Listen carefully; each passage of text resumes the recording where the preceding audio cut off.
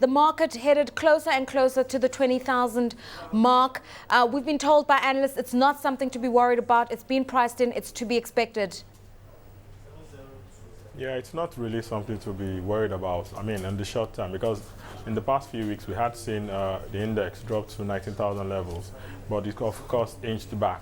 And that was on the backdrop of positive results from some industries in some sectors. But that was not enough to cause a turnaround. But basically because there are other attractive forms of security, especially on the short term. We also wait for that turnaround in the Nigerian Stock Exchange. Apart from regulatory revamps that are going on, I mean from the financials sector, CBN and AMCON and what had happened, we've seen that even in the private sector, FDIs are coming in, especially in the brewery sector. Like I know that Heineken has come into Nigeria, I mean, to compete. And then these things would of course cause a diversification of funds, investor funds, from not just banking and insurance stocks to other stocks of other sectors. So basically we expect this to kick up activities. That in itself may not be the most reliable of factors to cause a turnaround as we expect. But I mean, going into the new year, we want to take positions at these very attractive levels because the prices are currently almost rock bottom, basically. So I mean, it's a positive outlook, but right now, trending back down, just like has been happening recently. Okay, obviously the fixed income side of the market has seemed more attractive than equities. This week we saw the launch by the DMO, the auctioning of some maturities, some bonds with 10-year maturities. Talk to us about the auction, the subscription levels, the rates. Okay, in the secondary market we've had 3 years, 5 years, 20 years maturities trading. We've not had 10 years trading, so this made it attractive, especially for people who had funds that were for long-term investments, who probably were playing on the short term because of the very good yield. Because right now, we have an inverse yield curve as yields on short-term bonds maturity are actually higher than those in the long end.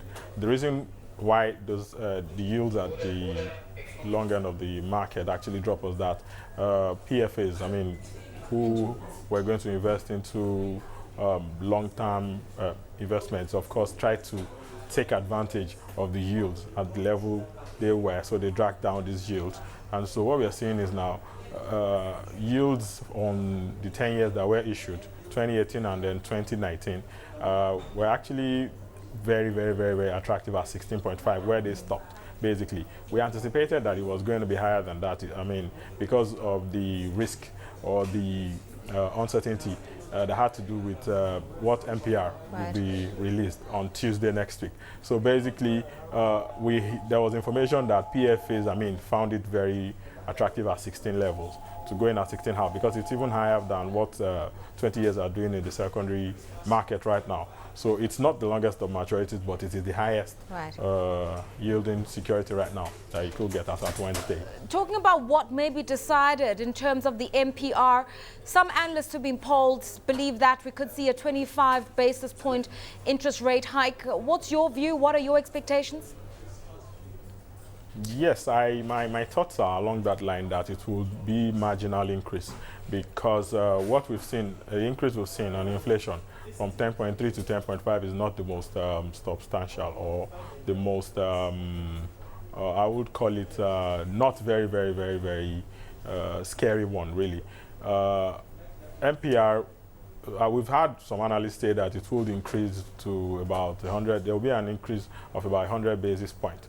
But I doubt if that would happen because that would mean further tightening to the money market, which is very tight. Right. As I speak with you, we're about going into a repo that is financial system being in a debit because of the bonds that were issued on Wednesday that will settle today.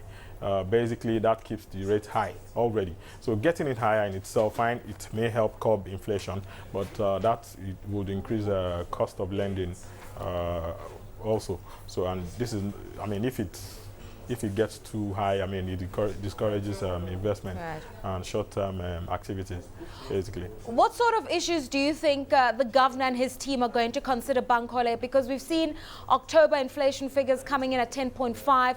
The Naira is somewhere in the region of 158. Inflation, as I say, is rising. And there is a need for them to also tackle some of these structural issues in the economy, not just consider what's going to happen on the debt markets.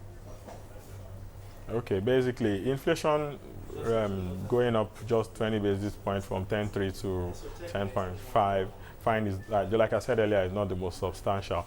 But looking at what the government plans to do in the next few months, they plan to remove subsidy, and that will cause a spike in prices of general commodities, transport, and a lot of things. There could even be unrest, and this will disrupt production and all sorts of other activities. I will think that the CBN will not carry out a drastic increase further, because when these changes happen eventually in January, like they say, yeah.